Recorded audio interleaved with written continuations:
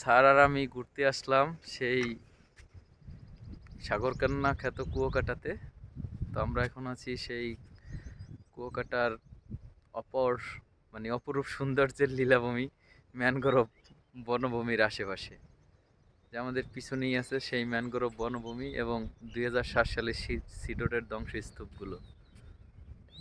ও এখানে সিডরের হ্যাঁ, সিডরের এগুলো সব আপনার গাছগুলি হয়ে গেছে। এই যে এই সাইডে যেগুলো ছিল স্যার এগুলো। বড় বড় গাছগুলো সব নষ্ট হয়ে গেছে। আর প্রকৃতি যেন তার রূপের লীলাকে তুলে ধরছে আমাদের মাঝে। আমার বাইক এক্সট্রিম,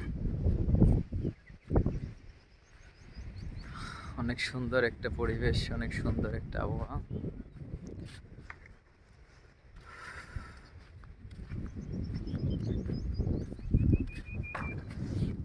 এই গাছগুলো সুন্দর স্যার সামনের।